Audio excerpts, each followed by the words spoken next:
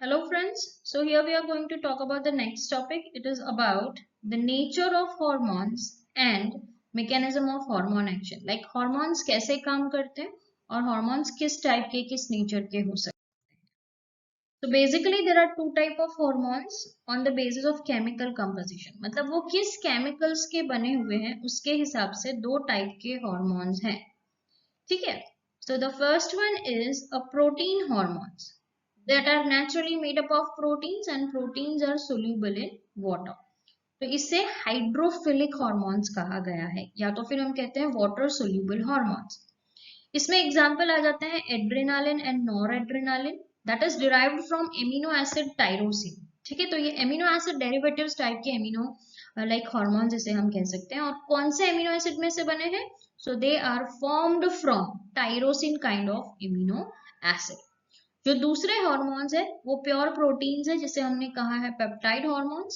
And these are hormones of pituitary gland. Pituitary gland के सारे ही hormones, pineal gland के सारे हॉर्मोन्स, पेनक्रियास के सारे हॉर्मोन्स, थाइमस एंड हाइपोथैलेमस के सारे जो हॉर्मोन्स हैं वो प्रोटीन नेचर के होते हैं. Apart from that steroid hormones, right, तो वो फैट्स के बने हैं और वो वाटर सोल्यूबल नहीं है. That means they are called as hydrophobic. और यहाँ पे एग्जाम्पल्स आते हैं thyroid hormone and hormones of testis, ovaries and adrenal cortex. ये सारे ही स्टेरॉइड्स नेचर के हैं, मतलब वो फैट से डिराइव हुए हैं. तो बेसिकली अगर हम कंपोजिशन की बात करें तो there are two different kinds of hormones. The examples are protein hormones and the steroid hormone. So let's say the difference of the protein hormones and the we can say that the hydrophobic, that is the steroid hormone. As I told you this, that they are water soluble, derived from proteins, yes, have membrane bound receptors. ये अभी हमारा next topic है, हम उसमें पढ़ेंगे receptors क्या होते हैं. ये हार्मोन सीधे सेल में एंटर नहीं कर सकते और इसी वजह से इनको एक मैसेंजर की जरूरत पड़ती है. जबकि हम डिफरेंस देखें तो हाइड्रोफोबिक या स्टेरॉइड हार्मोन्स जो फैट में से डिराइव होते हैं, they are water insoluble, derived from fat. और इनके जो रिसेप्टर्स होते हैं वो न्यूक्लियस के अंदर होते हैं या तो फिर सेल के अंदर होते हैं. मतलब बेसिकली आपको कंसिडर करना है कि इनके जो रिसेप्टर्स होते हैं जो इनको रिसीव करते हैं इस टाइप के हार्मोन्स को, वो सेल के अंदर होते हैं.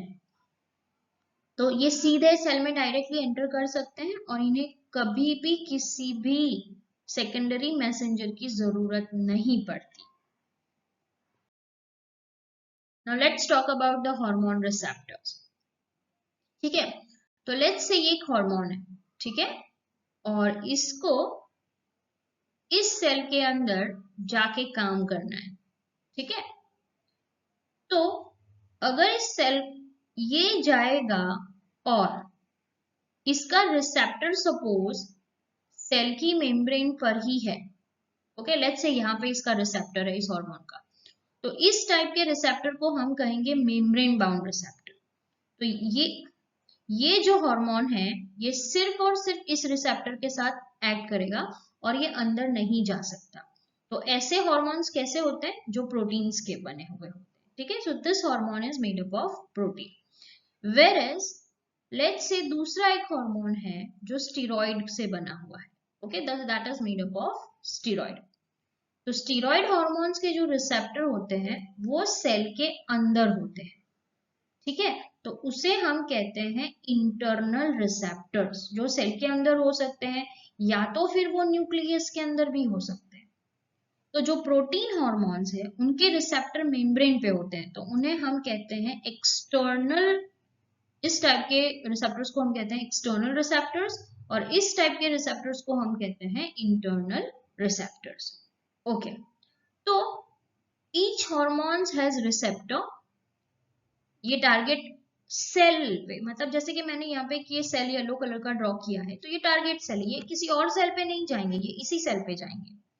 ठीक है, तो टारगेट ऑर्गन को लेट्स एक एग्जांपल लेते हैं कि भाई हमने बात किया, लेट्स टेक एन एग्जांपल कि हमने एफएसएच की बात की, पिट्यूटरी ग्लैंड के फॉलिकल स्टिमुलेटिंग हार्मोन. तो वो जाके ओवरी पे ही एक्ट करेगा या स्पर्म पे ही एक्ट करेगा. तो स्पर्म या तो फिर ओवरी जो है वो उसके टारगेट ऑर्गन्स या तो फिर टारगेट सेल है। ठीक है, सो बेसिकली हम देखेंगे कि there are two different kinds of receptor, right? How many types? Two different kinds of receptor. The first one is internal receptor, as I told you, जो साइटोप्लाज्म में होते हैं या फिर न्यूक्लियस में होते हैं। और इस टाइप के रिसेप्टर्स स्टेरॉइड हार्मोन्स के होते हैं। I have shown you in the diagram as blue colour.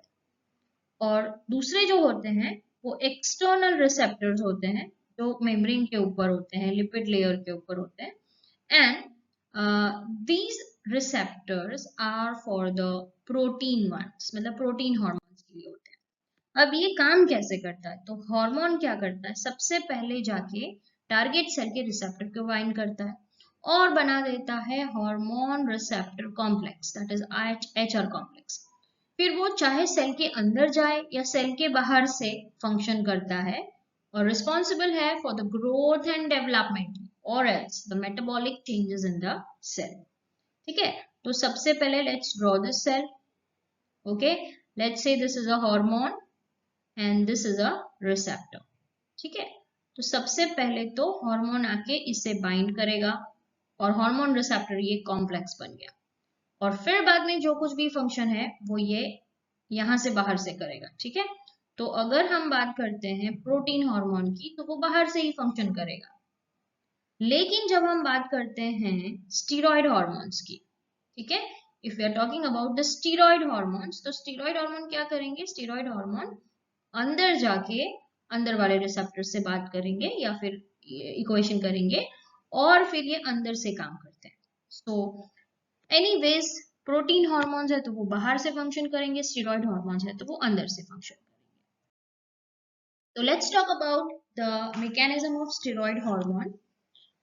तो यहाँ पे हमने एग्जांपल में लिया है एस्ट्रोजन, और ये जो लाइन है वो यूटिरस की सेल मेम्ब्रेन है, मतलब यूटिरस फीमेल के अंदर होता है रिप्रोडक्टिव ट्रैक में, उसकी सेल मेम्ब्रेन है। अब क्योंकि ये स्टेरॉइड है, एज आई टोल्ड यू, क्योंकि ये स्टेरॉइड है तो ये हार्मोन राइट वे अंदर एंटर करेगा। ठीक है, तो अंदर एंटर करके भी ये सीधा न्यूक्लियस के अंदर भी जा सकता है। You can see that it is a membrane of nucleus. ठीक है, तो इसका इंट्रा न्यूक्लियर है और ये हार्मोन रिसेप्टर कॉम्प्लेक्स बन गया, as I told you HR complex बना। और ये HR कॉम्प्लेक्स जाके इंटरवाइन करता है DNA को। DNA में से बनता है जीनोम, मतलब DNA में से बनता है mRNA और mRNA से बनता है प्रोटीन्स। मतलब हार्मोन सीधा कहाँ तक जा सकता है? वो जीनोम तक जा सकता है। ठीक है, और उस तरीके से वो यूटिरस का ग्रोथ और डिफरेंशिएशन करता है। तो यहाँ पे याद रखना कि जो स्टेरॉइड हार्मोन्स होते हैं they have intracellular receptors. So let us begin with this topic. First of all, the hormone binds to intracellular receptor. Cell के अंदर एंट्री ले लेता है hormone receptor complex, nuclear membrane cross करके वो सीधा न्यूक्लियस में जाता है। I have already taught you this in the diagram. वहां से निकल के वो जीनोम को बाइंड करके RNA बनाता है और यहाँ पे ये जो प्रोसेस है this is known as transcription. Remember that it is known as transcription, TRANS। ठीक है, it is known as transcription. So anyways you can write over here it is known as transcription. ठीक है, और फिर बाद में यहां से बनते हैं प्रोटीन्स, तो इस प्रोसेस को हम कहते हैं translation. So this process is here known as translation. तो पूरा वो उसका जो स्टेरॉइड हार्मोन्स का एक्शन है वो राइट वे DNA तक है, मतलब वो DNA के साथ इंटरैक्ट करके प्रोटीन्स को बनाता है and that is again responsible for the formation और the growth and differentiation of uterus. So this was about the mechanism of steroid hormone. Remember that hormone target cell पे ही act करता है, other sales पे नहीं। जैसे कि oestrogen है तो वो स्टमक पे नहीं एक्ट करेगा, वो सिर्फ और सिर्फ एक्ट करेगा यूटिरस पे, या तो फिर हम कहेंगे ओवरियन फॉलिकल से रिलीज होता है, तो वो फीमेल की रिप्रोडक्टिव ट्रैक पे ही उसका एक्शन होता है। Next we talk about the mechanism of peptide hormone, और यहाँ पे हमने एग्जांपल लिया है फॉलिकल स्टिम्युलेटिंग हार्मोन। इसका जो रिसेप्टर होता है, यहाँ पे आप देख सकते हो कि ये मेम्ब्रेन पे रिसेप्टर है, मतलब it is having a membrane bound receptor, और this is a ovarian cell membrane. तो इसका टारगेट ऑर्गन क्या है? ओवरी है। तो जैसे ही ये इसके साथ बाइंड करता है, सबसे पहले रिस्पॉन्स 1 क्या देता है? ये हार्मोन रिसेप्टर कॉम्प्लेक्स सेल की मेम्ब्रेन तक ही रहता है, लेकिन ये अंदर नहीं जा सकता। इसी वजह से ये जनरेट करता है सेकेंडरी मैसेंजर, और वो सेकेंडरी मैसेंजर क्या हो सकता है? कैल्शियम आयन हो सकता है, साइक्लिक एएमपी हो सकता है। मतलब यहाँ पे बहुत सारी सीरीज ऑफ स्टेप्स होते हैं, पर हमें सिर्फ ऐसा बताया गया है कि ये सेकेंडरी मैसेंजर जनरेट करता है। सेकेंडरी मैसेंजर क्यों जनरेट किया इसने? क्योंकि वो खुद अंदर नहीं आ सकता। जबकि हमने प्रीवियस टॉपिक जो देखा उसमें हमने क्या देखा कि स्टीरॉयड हार्मोन सीधा अंदर एंट्री ले रहा था, लेकिन ये नहीं जा सकता। तो ये क्या करेगा? सीरीज ऑफ चेंजेस करेगा, फिर नेक्स्ट उसका बायोकेमिकल रिस्पॉन्स देगा, और बायोकेमिकल रिस्पॉन्स के बाद वो ओवरियन ग्रोथ का फिजियोलॉजिकल रिस्पॉन्स देगा। अल्टीमेटली यहाँ पे आपको याद रखना है कि इनके मेम्ब्रेन बाउंड रिसेप्टर्स होते हैं जो सीधा अंदर ना जाने की वजह से सेकेंडरी मैसेंजर को जनरेट करते हैं। तो यहाँ पे है hormones bind to the membrane bound receptor, उसकी वजह से एक सेकेंडरी मैसेंजर बनता है जो इनोसिटॉल हो सकता है, जिसे हम IP3 भी कहते हैं। सो इनोसिटॉल ट्राइफॉस्फेट भी कह सकते हैं। Remember that it is also called as IP and 3। ये बन गया, उसमें से कैल्शियम या फिर साइक्लिक एएमपी ये सेकेंडरी मैसेंजर बनते हैं। उसके बाद एक सीरीज ऑफ एक्शन होता है जिसे हम कहते हैं बायोकेमिकल रिस्पॉन्स। सेकेंडरी मैसेंजर्स बहुत सारे बनते हैं, और उस सेकेंडरी मैसेंजर फंक्शन करते हैं जो हार्मोन का फंक्शन होता है, क्योंकि वो अंदर नहीं आ सकता। इस वजह से सेकेंडरी मैसेंजर फिजियोलॉजिकल रिस्पॉन्स देके ओवरी का ग्रोथ और डिफरेंशिएशन करते हैं। So this was all about today's lecture, and this is about the end of this chapter. Hopefully in the next lecture we will start with a new chapter.